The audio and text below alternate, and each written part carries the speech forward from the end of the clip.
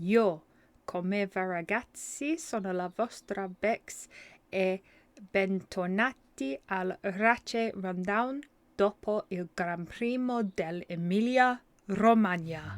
Oh yeah, we're trying something new today with that intro in Italian. What is up, guys? It's your girl Bex and welcome back to the Race Rundown post Emilia Romagna Grand Prix, otherwise known as Imola. Welcome back, everybody.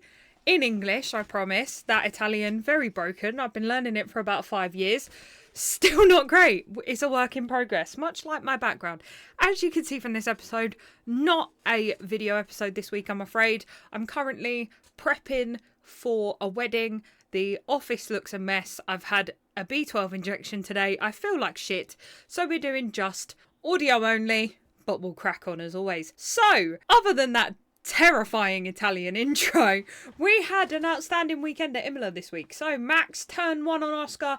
What an absolute move from the 4-time world champion. Absolutely outrageous. Couldn't have done it any better, really. Stays in the lead the whole way to the end. Spoilers.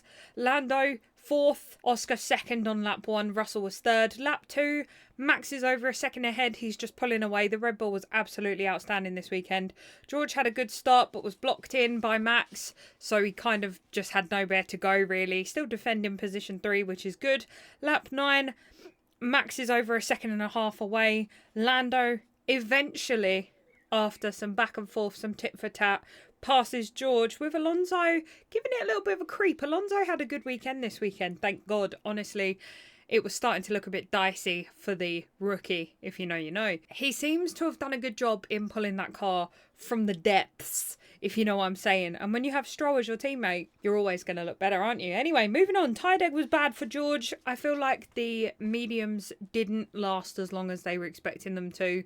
Made for a very interesting pit stop strategy, as we saw with Piastri. When it came to Lando overtaking, another bit of McLaren news here, he just got frustrated and decided to overtake on the grass, which is just, your car's a Formula 1 car, not a fucking lawnmower. He then passed on the outside on lap 11, thank God.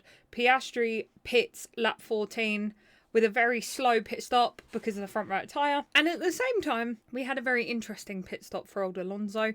Just when you thought it couldn't get worse for the Aston Martin team, both front tyres catch on fire as he's leaving the pit lane. At that point, you just think to yourself, fuck, I better drive faster to put the fire out. So that was that. Piastri was then stuck behind both Yuki and Behrman after the pit, tried to do the undercut, failed. The McLaren pit strategy for Oscar, I felt a bit sorry for him this week. However, we have another 2 races in this triple header, so anything is at play here. So we could see, you know, learning from mistakes, like they said they learned from mistakes in Japan and let Lando pass, they let them race at least, so we'll take that. Hamilton up to P6 from P12 by lap 21, which is just, honestly, fair play to the man.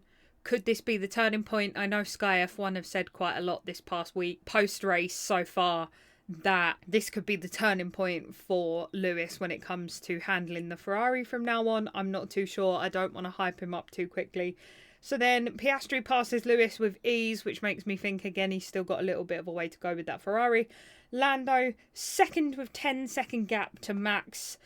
And then all of a sudden on lap 29, we are hit with a virtual safety car as Ocon's car has a problem and he has to withdraw from the race. Lap 31, Piastri then pulls in again to the pits due to just poor tyre management.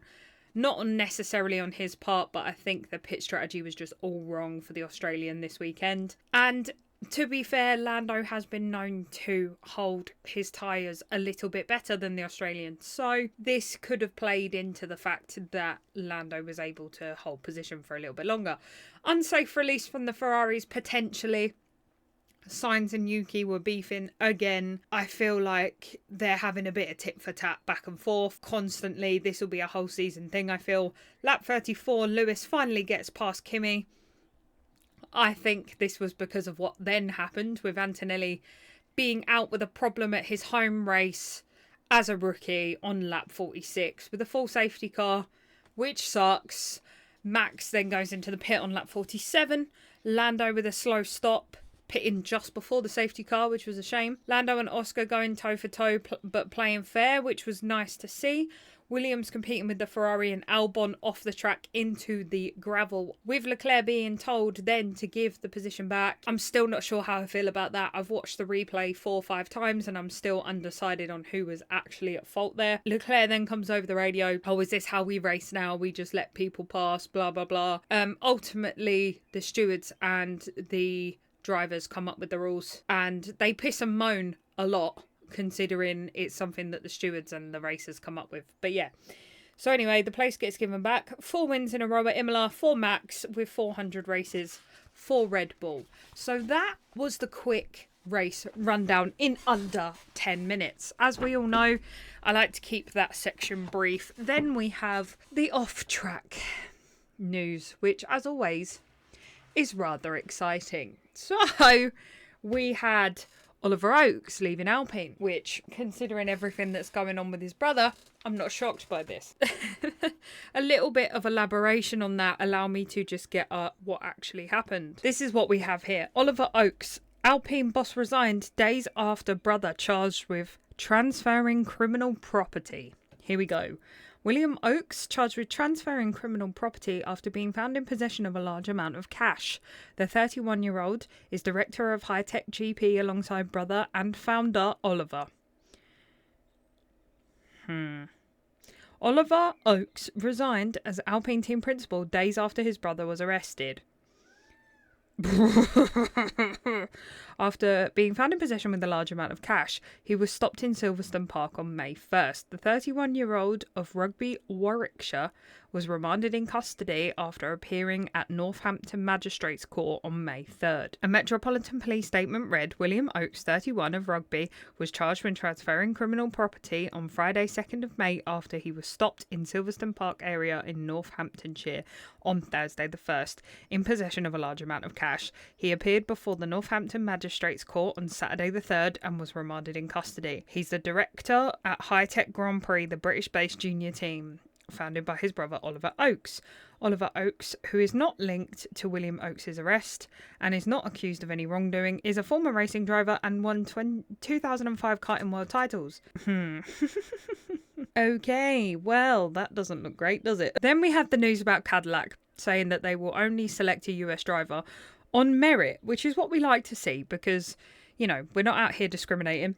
Then we obviously have Doohan out, Colapinto in. Again, still not sure there was enough time for old Jack Doohan, but hey-ho. It is what it is, okay? I don't necessarily agree with it, but it's not the first time we've seen this. And we've seen it with Red Bull many a time. With Oliver Oakes leaving, we then have Flavio Briatore, who is already involved in Alpine anyway, potentially then being named as the new team principal for Alpine. Now, this has been reported on by a number of other podcasts, Sky F1, etc. He was meant to have a lifetime ban. It then got ripped up in the courts. He's a dirty cheater. Let's just put that out there from the off. Do I think he should be involved in the sport in any way? Absolutely freaking not. Okay, absolutely freaking not. In fact, no, absolutely fucking not. There we go. We're throwing a fucking in there. Absolutely fucking not. He should not be involved in the sport in any way whatsoever. However, I get why they have decided to go with this man because he's got money for a start. It makes me angry, but it is what it is.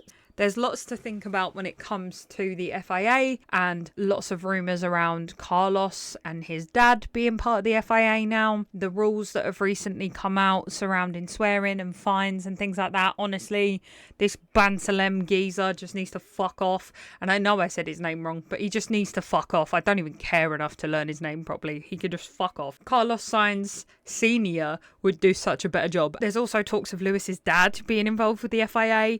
Not sure how true that is in terms of taking over an official role to help the governing body with upcoming drivers. Martin Brundle gets an OBE. Fair play, we all knew this anyway. Off-track news, honestly, has been frantic at the moment. I've been trying to keep up with it all. It's been crazy. The FIA stewards are investigating Perez and he's not even fucking driving. So that's another thing. Another bit of off-track news we have for you all is the rumours surrounding Mr. Christian Horner. There have been a lot of rumours stating that he will be gone from Red Bull following the completion of this race weekend. It is now the 20th, so we are 2 days after Imola. There is no announcement from Red Bull whatsoever. I think it was just a rumour, everybody. I think we can shut it down. Watch me come back in the next episode and say, Christian Horner's gone, woo! But until then, he looks as if he is here to stay. Are we happy about this? Are we not happy about this? Also, in my notes, I have written down here that, little bit of sad news here, people. There is a couple of news reports from elsewhere in the world reporting, supposedly, that when Alonso's contract is up, that is it. We will be losing the rookie from the grid for good. He will be joining the likes of the other retired veterans in the ranks. So, on that terrible bombshell in true Top Gear fashion, it is time to end. I've been your girl Bex. This has been the Race Rundown, and I'll see you after Monaco next weekend. Peace!